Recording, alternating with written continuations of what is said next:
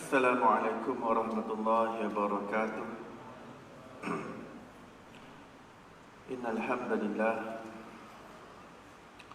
assalatu wassalamu ala Rasulillah sayyidina Muhammad ibn Abdullah wa alihi wa sahbihi wa man walah, amma ba'd. Subhanaka la ilma lana illa ma 'allamtana innaka antal alimul hakim.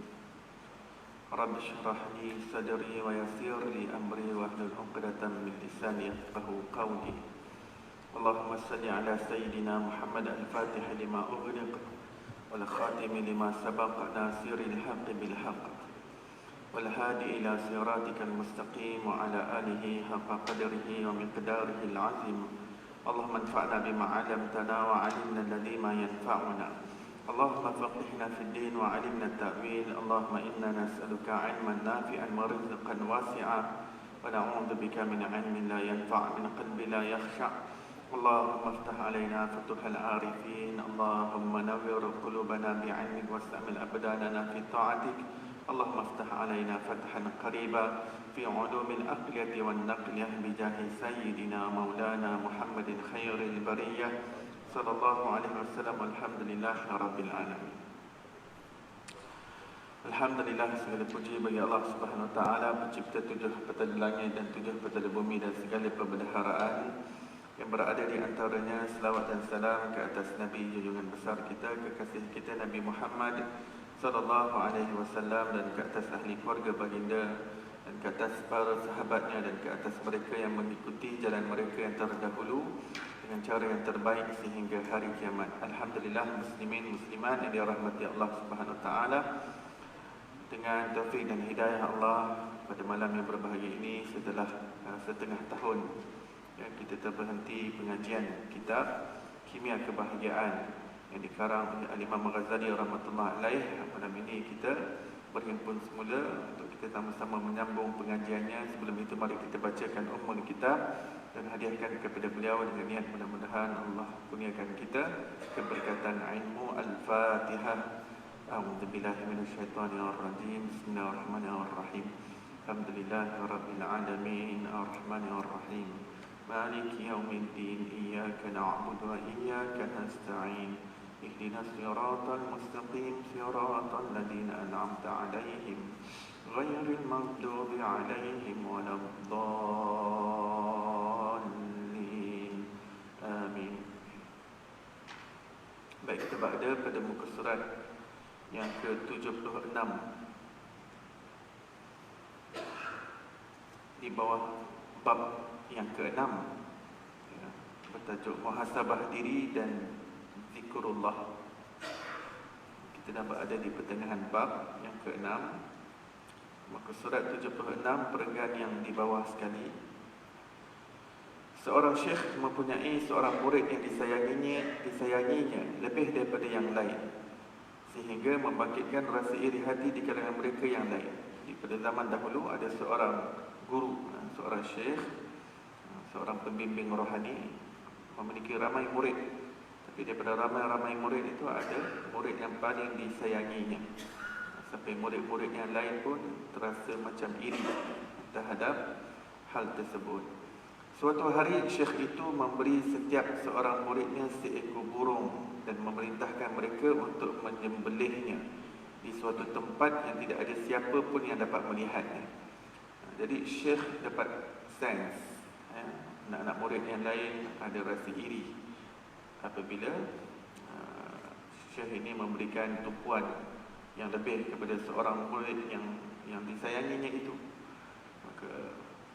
Maka syekh mengatur sesuatu supaya nak membuktikan kepada mereka kenapa murid yang ini istimewa lebih daripada yang lain.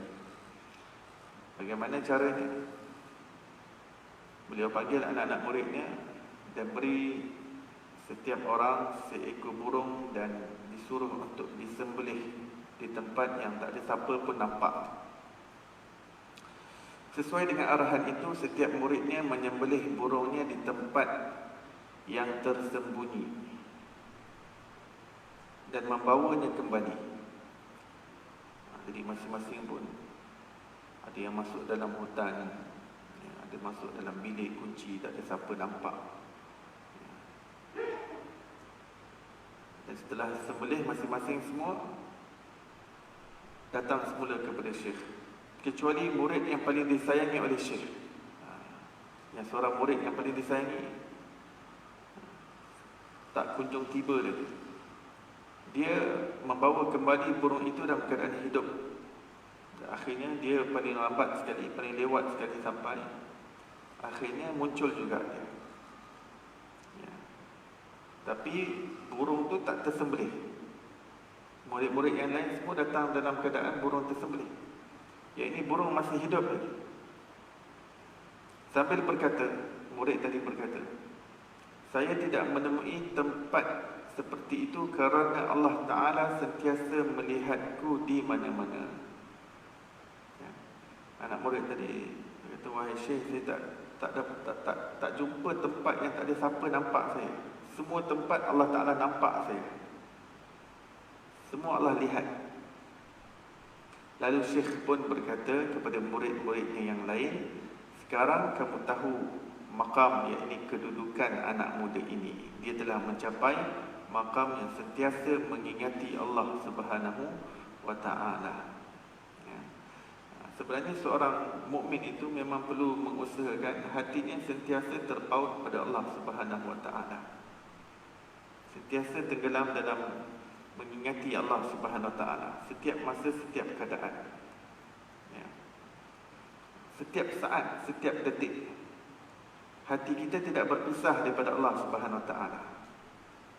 Bahkan hati kita sentiasa terikat dengan Allah, sentiasa mengingatinya.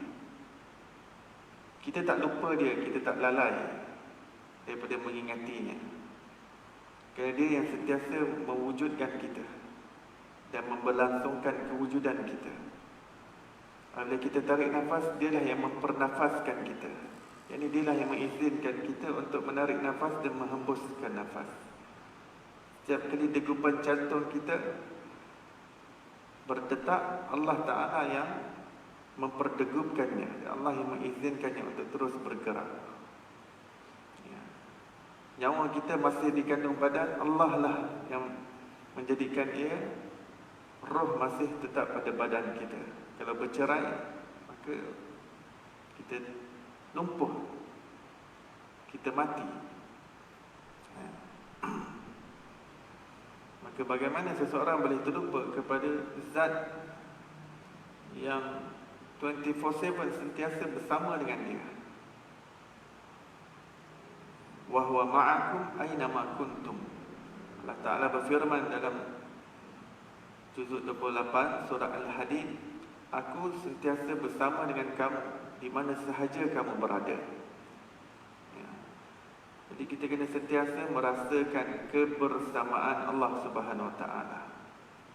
Hanya dengan pertolongannya, hanya dengan bantuannya kita dapat hidup, kita dapat berjalan, kita dapat melangkah ke masjid, dapat baca Quran.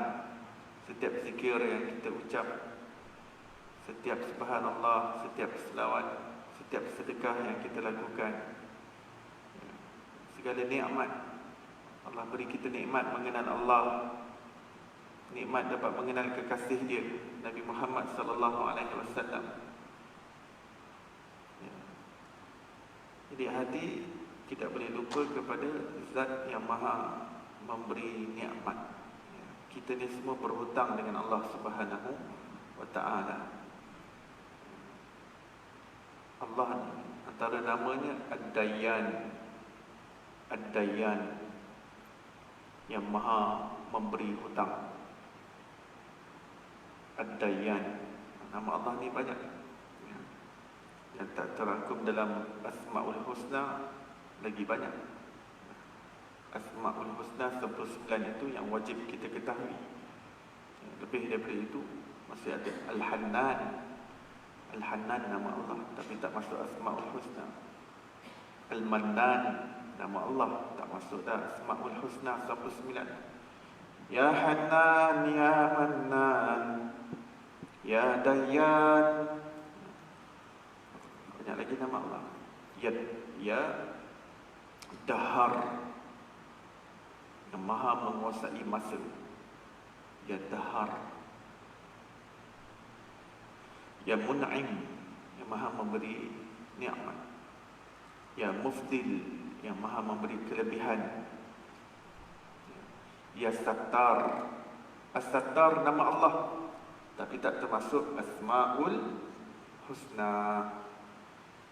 Tapi nama Allah As-Sattar, yang maha menutupi aib hamba-hambanya, yang maha menutupi kesalahan, kesilapan hamba-hambanya.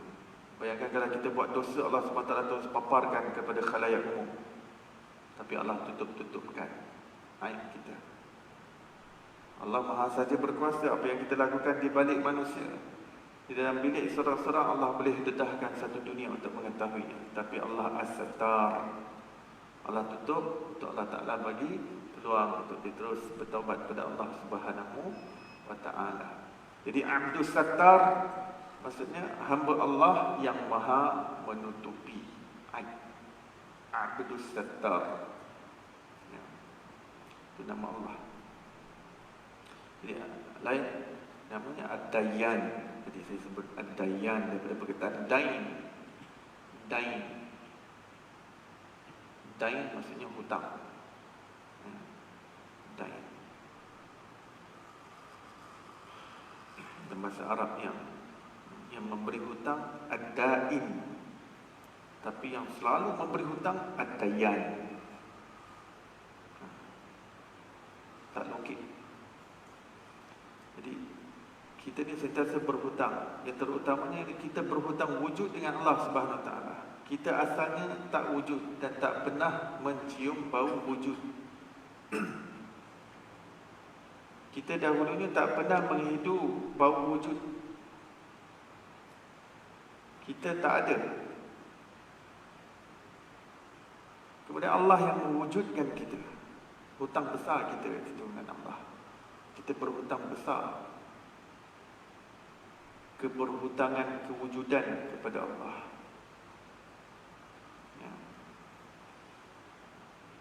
Ad-Dain ini juga mempunyai kaitan rapat dengan ad-din, agama. Ya, dia mempunyai root word yang sama, kata dasar yang sama. Ad-Dain dengan ad-din, din yang agama. Agama ni ada suatu bentuk keberhutangan kita dengan pencipta kita. Ya, lalu kita berada di atas dunia ini adalah bagaimana untuk menyempurnakan agama itu, ad-din, iaitu melengkapkan makna keberhutangan kita dengan Allah. Lalu kita merasakan kehambaan diri kita kepada Allah, dan kita kena zahirkan kehambaan tersebut.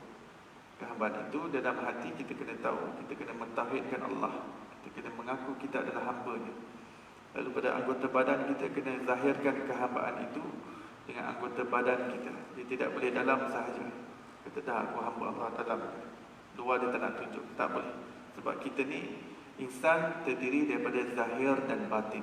Jadi, apabila batin sudah mengaku hamba Allah, maka yang zahir, yang luaran ini juga perlu tunjukkan kehambaan dirinya pada Allah.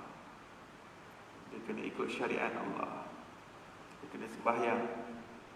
Dia tak boleh kata saya tak nak sembahyang sebab dalam hati saya dah cukup sembahyang. Cukup hati saya sujud pada Allah. Cukup saya mencapai hakikat kehambaan dalam jiwa. Luar ni untuk orang yang baru tadika.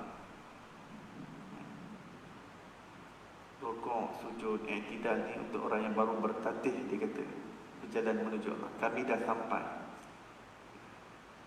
Sebenarnya dia tak sampai, dia tersangkut. Ya. Dia bukan mencapai hakikat makrifat, dia tersesat. Sebab bila kita datang ke dunia ni, kita datang zahir dan batin. Ya. Sebab sebelum kita datang di alam dunia ni, kita hanya batin saja. Hakikat kita itu roh saja, tanpa jasad. Ya. Ketika itu kalau tak nak sembahyang pun tak apa, dengan jasad, sebab roh saja. Tapi alam roh ni memanglah tak ada sembahyang. Kita semua bercinta dengan Allah, berzikir, mengingati Allah Subhanahu Wa Taala sahaja, alam roh, sebab dia berunsur cahaya. Tapi bila kita ditiupkan ke jasad di dunia ni, kita dah ada badan. Di badan ni pun dia ada hak di dalam menzahirkan ubudiyahnya kepada Allah Subhanahu wa taala. Dia tak boleh main kat dalam je. Sebab bila datang dunia dia dah zahir batin. Insan tu jadi insan menjadi insan di dunia ini kena ada cantuman zahir dan batin, iaitu roh dan jasmani. Jadi roh ada hukum hakamnya, jasmani ada hukum hakamnya. Hukum hakam jasmani dia kena ikut syariat Allah. Waktu solat dia kena solat, waktu puasa dia kena puasa. Time dia kena pergi haji, dia kena pergi haji. Waktu dia kena bayar zakat, dia kena bayar zakat. Ya. Kemudian seluruh aspek kehidupan dia, perniagaan dia kena ikut syariat Allah. Cara buat pinjaman loan dia kena ikut syariat Allah. Cara dia promote perniagaan dia kena ikut syariat Allah Subhanahu Wa Taala. Cara nikah, kahwin, buat kenduri, walimah, ikut syariat Allah Subhanahu Wa Taala. Ketika melancong, bercuti, ikut syariat Allah Subhanahu Wa Taala. Pendidikan, ekonomi, pentadbiran, perundangan, kehakiman, kesaksian, semuanya ada landasan syariat. Semuanya perlu mengikut parameter Al-Quran dan Sunnah. Ya.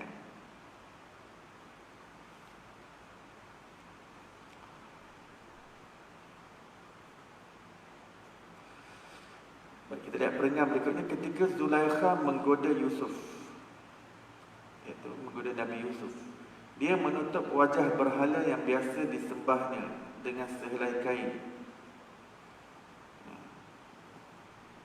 Kita tahu kisah Nabi Yusuf. Ketika kecil, beliau dicampak ke dalam perigi oleh adik-beradiknya kerana iri dengan ayahnya, memberikan keutamaan dan fokus lebih kepada Nabi Yusuf. Padahal ayah mereka seorang nabi pasti seorang yang bertindak adil. Kalau dia utamakan Nabi Yusuf pun pasti Nabi Yaqub bertindak adil kepada anak-anaknya yang lain, tapi iri anak Nabi sendiri pun. Tadi cerita Syekh, walaupun belajar Syekh dah, belajar tarikat dah, belajar ilmu agama, tapi penyakit hati masih ada terbuku iri. Kisah Nabi Yusuf pun begitu. Kemudian Nabi Yusuf dibawa ke Mesir, dibesarkan di dalam rumah Zulaikha, tumbuh membesar jadi seorang pemuda yang sangat tampan. Zulaikha jatuh hati. Padahal Zulaikha ni pangkat mak angkat lah kepada Nabi Yusuf ni. Sebab suami Zulaikha yang ambil Nabi Yusuf sebagai anak angkat. Lalu Zulaikha dah lama memendam rasa kepada Nabi Yusuf. Suatu hari suami dia outstation, dia pun panggil, Sob, masuk bilik ya Sob, ada hal sikit, tolong mami. Zulaikha dia tutup, sebelum dia panggil Nabi Yusuf tu, dia tutup berhala-berhala, patung berhala dalam bilik dia.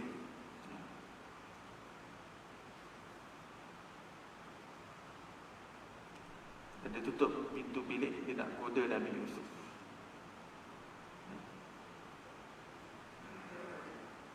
Nabi Yusuf berkata kepadanya, wahai Zulaikha, kamu malu di hadapan selongkokkan batu, maka tidakkah aku wajar malu di hadapan dia yang menciptakan 7 petala langit dan bumi? Wahai Zulaikha, kau tutup berhala-berhala, patung-patung. Bila orang kaya kan, Zulaikha ni suami dia menteri Mesir. Ini Minister of Egypt zaman ribuan tahun yang lampau. Kita tak tahu berapa banyak patung ada dalam rumah dia. Civilization of Egypt, kita tahu macam mana patung-patung. Kau malu dengan batu, Zulaikha, kau malu dengan batu. Aku patutnya lebih malu pada Allah Subhanahu Wa Taala. Dan kau juga patut lebih malu kepada Tuhan yang menciptakan langit dan bumi. Maksudnya di sini dalam keadaan yang crucial seperti itu, digoda oleh, kerana Zulaikha juga memiliki rupa paras yang cantik. Dan tidak ada siapa di rumah. Dan Nabi Yusuf alaihissalam tetap mengingati Allah Subhanahu Wa Taala. Ini orang yang hatinya tidak berpisah daripada Allah. Apabila jumpa situasi yang seperti itu, digoda oleh wanita yang cantik lagi bangsawan, tetap beliau takut pada Allah. Kenapa? Kerana hati dia ada Allah. Pernah datang seorang kepada wali Allah bernama Junaid, Imam Junaid, Imam Junaid Al-Baghdadi, dan berkata, saya tidak dapat menahan pandangan mata daripada melihat hal-hal yang menggairahkan. Ini zaman bila ni? Imam Junaid 1200 tahun yang lepas, lebih kurang 1200 tahun yang lepas. Seorang lelaki datang, saya susah nak jaga mata wahai imam. Suka tengok seksi-seksi, benda yang menggairahkan. Apa yang mesti saya buat? Dia tanya. Mata saya ni liar, mata saya ni gatal. Macam mana nak buat? Jawab Imam Junaid, dengan mengingat bahawa Allah Ta'ala melihatmu jauh lebih jelas daripada kamu melihat orang lain. Maksudnya, setiap masa jangan kamu memikirkan bahawa pandangan Allah Ta'ala terhadap kamu itu lebih lemah daripada pandangan makhluk terhadap kamu. Yakni, jangan kamu meremehkan pandangan Allah Subhanahu Ta'ala kepada kamu. Kerana pandangan Allah kepada kamu itu lebih tajam daripada pandangan makhluk terhadap kamu. Pandangan Allah terhadap kamu itu lebih meliputi, mengawasi setiap gerak-geri kamu.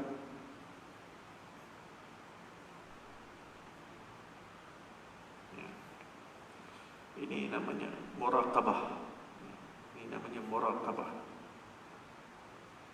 Bagaimana kita berusaha untuk memiliki perasaan yang terpatri dalam jiwa kita bahawa kita sentiasa dilihat oleh Allah Subhanahu Wa Taala. Kita kena patri kemas-kemas perasaan bahawa kita diawasi oleh Allah. Itu muraqabah.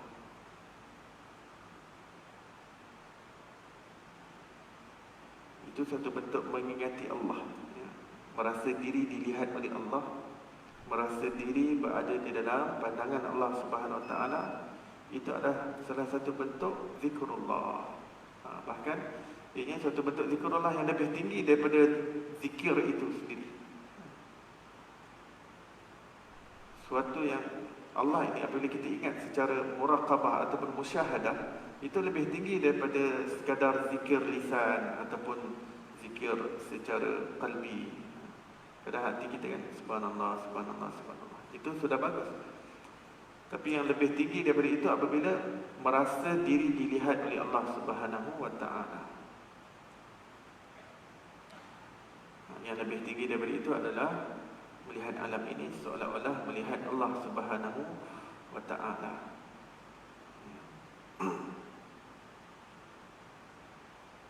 Sehingga setiap gerak-geri kita itu menjadi ibadah yang seolah-olah melihat Allah Subhanahu Wa Taala. Anta'budallah ka'annaka tarah. Itu makam yang tinggi. Untuk dicapai oleh siapa? Adakah untuk dicapai oleh nabi-nabi sahajakah? Adakah untuk dicapai oleh wali-wali Allah sahajakah? Adakah untuk dicapai oleh ulama sahajakah? Tidak. Oleh setiap mukmin. Oleh setiap mukmin. Apa yang dimaksudkan dengan beribadah seolah-olah melihat Allah Subhanahu Taala? Maksudnya, bagaimana kita menjadi hamba Allah yang hidup di dunia ini seolah-olah melihat Allah Subhanahu Taala? Kerana ibadah itu bukan sekadar waktu solat saja.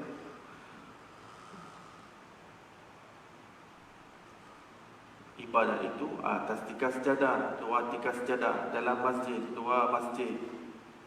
Ketika nikah kahwin, luar nikah kahwin. Ketika jenazah, luar daripada jenazah.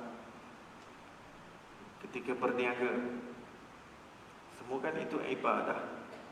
Hatta pergaulan antara suami isteri, ibadah.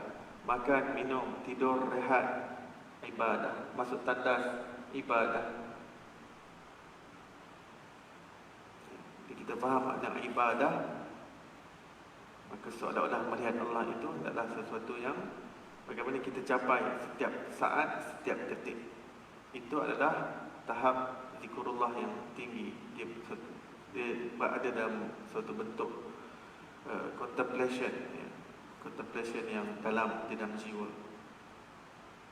Seorang yang mencapai yang sedemikian amat susah untuk dia lupakan Allah Ta'ala. Dia merasa sukar untuk lupa Allah. Bila seorang dah sampai kepada tahap musyahadah. Tapi untuk sampai ke tahap itu, seorang daripada awal dia kena mujahadah. Mujahadah untuk sentiasa menghadirkan Allah dalam hatinya. Sebab manusia ni pada awal permulaan, dia sentiasa mempunyai tendensi untuk lupa Allah. Ya. Bila dia sibuk dengan satu perkara sekejap, dia dah balik daripada Allah Subhanahu wa Ta'ala. Bila dia dah busy dengan something, hati dia dah mula tiba-tiba berpaling daripada Allah Subhanahu wa Ta'ala.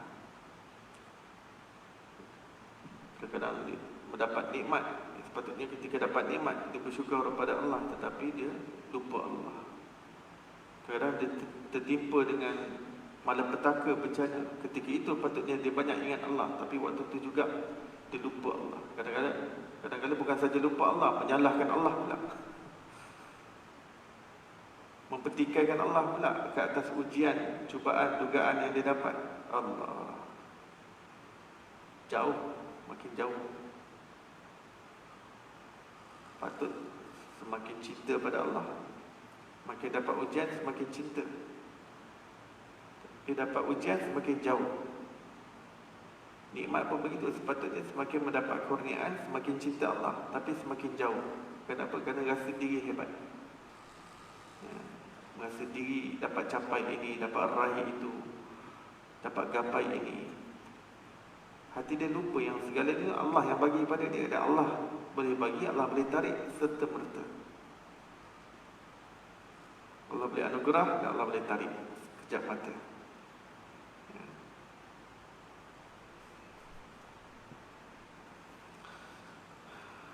Apabila hati sentiasa mujahadah, sekejap lupa, sekejap ingat.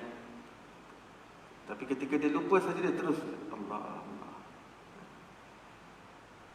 Itu mujahadah pada awal. Tapi bila dah lama-lama sebati, ya, ingatan kepada Allah itu sudah berdarah daging dalam dirinya. Untuk lupa Allah itu adalah sesuatu yang hampir mustahil. Sekelip mata pun dia tak dapat lupa Allah Subhanahu wa Ta'ala. Dia berjalan, dia berjoging, dia memasak, dia jemur kain, dia lipat kain, dia driving, dia cycling, riding, hiking, snorkeling, diving. Tak pernah lupa Allah Subhanahu wa Ta'ala. Ya. Sebab apa? Dia berada dalam alam percintaan. Alam percintaan mana boleh lupa? Ya. Dia menguasai sebati. Dulu waktu kita bercinta dengan pasangan kita, waktu makan ingat dia, waktu bawa motor ingat dia, waktu belajar ingat dia. Itu kan alam percintaan. Makan nasi tak nampak nasi, nampak muka dia. Baca surat khabar tak nampak tulisan, nampak dia. Itu alam percintaan. Lupa dia tu sesuatu yang mustahil. Sebelum tidur ingat dia. Malam-malam kalau terbangun tidur, pertama ingat dia. Itu namanya cinta. Kadang-kadang gambar tak bawa bantal. Cinta. Letak bedak lagi. Letak bedak. Surat-surat dia semua letak bedak. Dah nama cinta. Zaman dulu kan,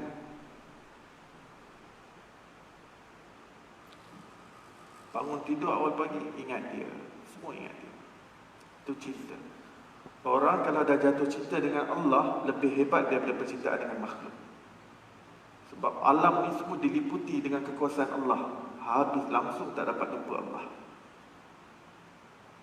Dia dapat bernafas dengan Allah, dapat bernyawa dengan Allah. Hati manusia bila Allah singkap saja dengan pengenalannya, khalas tenggelam dalam lautan dan samudara penciptaan dengan Allah Ta'ala. Khalas. Tapi nak sampai ke situ, perlukan mujahadah. Kita kena banyak ingat dia, kena banyak ingat Allah, banyak ingat Allah. Dia banyak ingat, banyak zikir ni, dia mempengaruhi hati kita. Iklan dia bertubi-tubi keluar kat TV. Mula-mula menyampah tak iklan. Kat TV pun keluar, kat radio pun dengar, tepi jalan sekejap, lepas 2 km iklan yang sama pula tu tepi jalan. Mula-mula menyampah, tapi dah lama-lama dia duk ingatkan kita, duk ingatkan. Lama-lama rasa nak beli. Ya.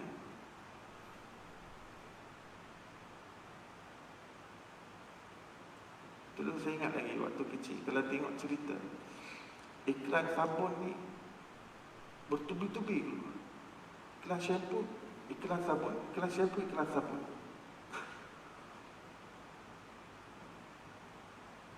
Jenama dia.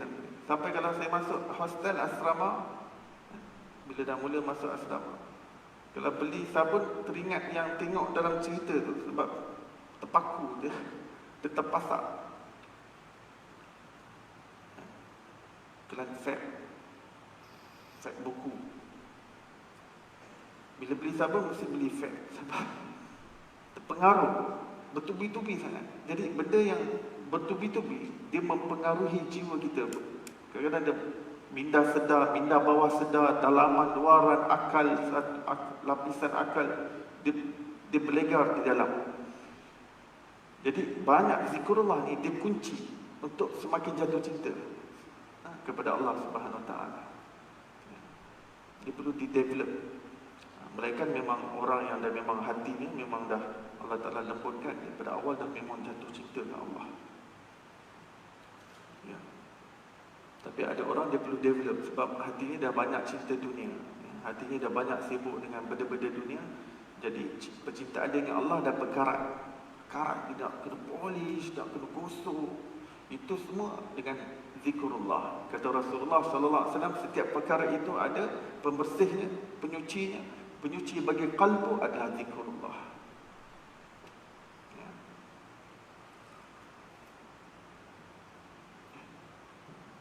Isyak pukul 8.30. 3 minit lagi.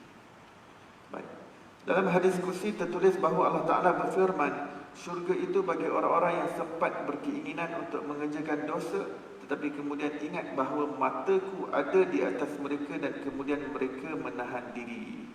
Maksudnya syurga yang tinggi itu, syurga yang tinggi darjatnya itu adalah orang-orang yang di dunia itu, dia masing-masing ada nafsu, dan nafsu itu nakkan berkeinginan untuk melakukan sesuatu dosa, tapi kemudian dia teringat aku sedang melihat dia, lalu dia mengcancelkan perbuatan dosa tersebut dan menahan dirinya, lalu aku angkat darjatnya, letak dia di tingkat darjat syurga yang tinggi.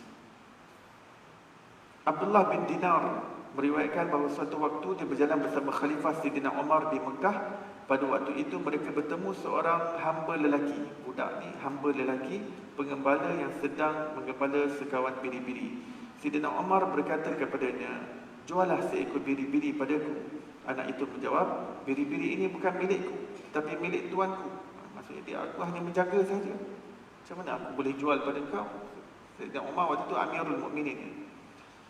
Sayyidina Umar berkata untuk mengujinya, bukankah kau boleh berkata kepada tuan kau bahawa seekor serigala telah menyambar salah satu antaranya dan dia tidak akan tahu apa-apa mengenai hal itu? Kemudian dia menjawab, ya memang dia tak akan tahu, kata anak itu, tetapi Allah Ta'ala mengetahuinya.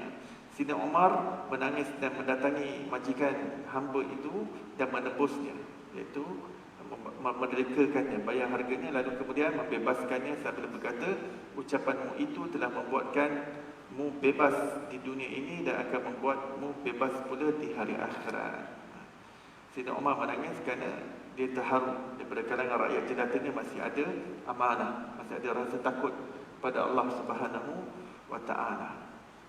Lalu kegembiraan itu dizahirkan, dia terus jumpa majikan, tuan kepada hamba lelaki ini kata, saya letakkan harga, saya ingin beli. Selepas dia beli, dia merdekakan. Dia kata, ucapanmu ini telah merdekakan kamu, bebaskan kamu di dunia, dan juga insya-Allah akan bebaskan kamu juga di hari akhirat kelak daripada api neraka Allah Subhanahu wa Ta'ala. Ini amanah.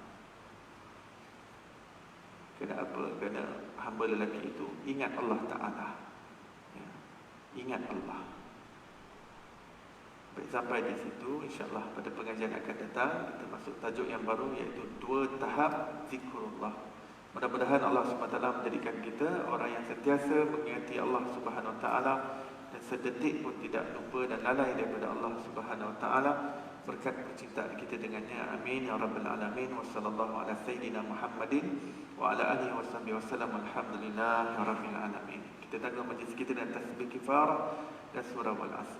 Subhanallah bihamdi, subhanakallah bihamdika, asyhadu an la ilaha illa anta wa astaghfiruka wa atubu ilaik. Bismillahirrahmanirrahim. Wal asr innal insana lafi khusr illa alladhina amanu wa 'amilus solihat wa tawassaw bil haqqi wa tawassaw bis sabr. Assalamualaikum warahmatullahi wabarakatuh.